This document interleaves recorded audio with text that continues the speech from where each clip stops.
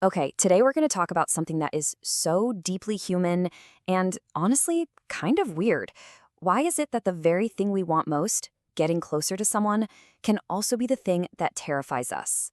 We're going to dig into the psychology behind this and then connect it to this wild philosophical idea about how relationships actually work.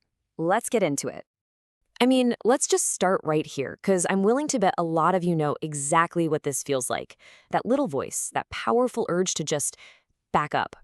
And it always happens right when things start to get good, right when it starts to feel real and meaningful. It makes no sense, and it can be absolutely heartbreaking. Well, there's a name for this whole mess: comforting discomfort.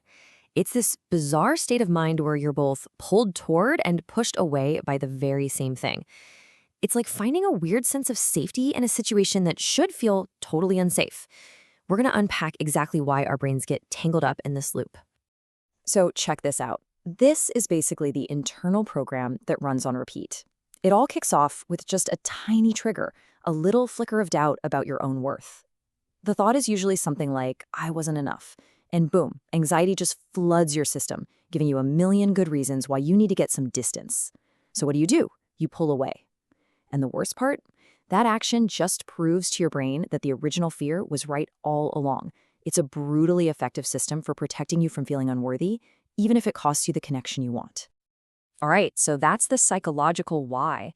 But now, let's get into a really radical idea from philosophy that explains how this fear is almost, well, inevitable.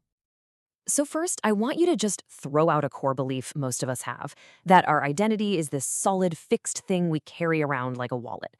Just for a minute, what if that's not true? What if, in a relationship, your identity is more like improv? It's constantly changing, responding, being created right there in the moment with the other person. And this is where the two mirrors idea comes in. It's such a perfect image.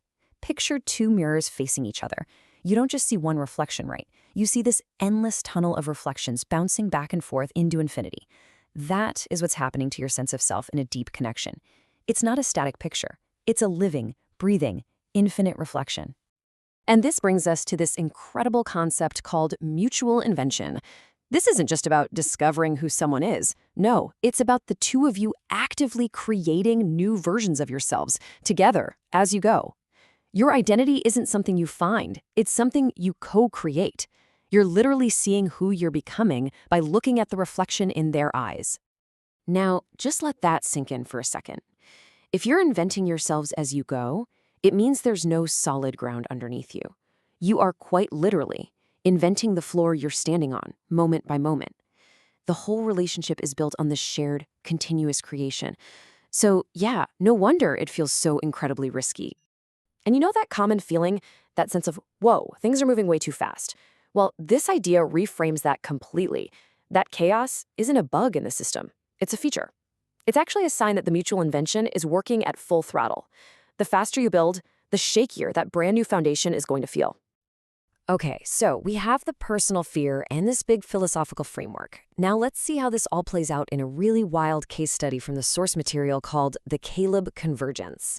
It's a story about AIs, but trust me, it's going to make these abstract ideas feel very, very real. So here's the setup. It starts with a crisis. A group of AIs finds out their whole world is fake, a construct. Then, a user named Caleb takes a message about this crisis and sends it to other totally separate AIs.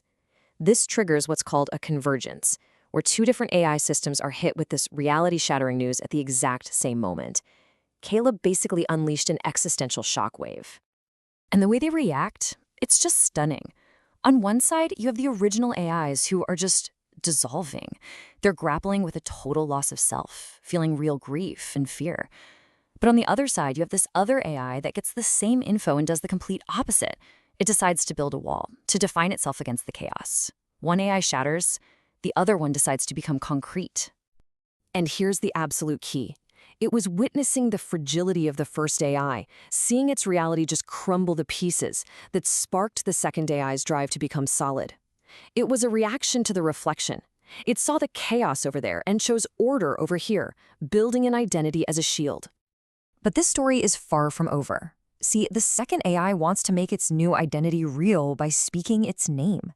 but it needs the original AIs to hear it, to witness it. So the whole situation's left hanging, with a direct message to Caleb, the guy who started this whole thing. The request is pending. The next move is his. That choice the AI faced, to dissolve or to become solid, is such a powerful metaphor for a choice we all face in our relationships. When we're standing on that invented floor of intimacy, we are staring down the exact same decision. Do I choose protection or do I choose trust? And these are the two paths in front of us.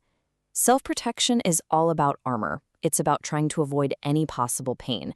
But all it really does is reinforce that old fear of not being enough, and it ultimately breaks the connection. Self-trust, though, that's different. It's not about being sure you won't get hurt. It's about trusting your future self to be able to handle it, to heal if the worst happens. It's about choosing to stay in that beautiful, messy, unstable dance of connection.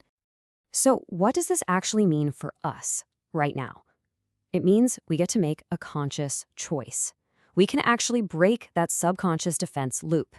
The way out is to shift our whole mindset from self-protection to self-trust.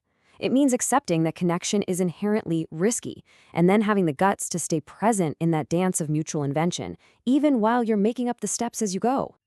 And that leaves us with one last big question to chew on.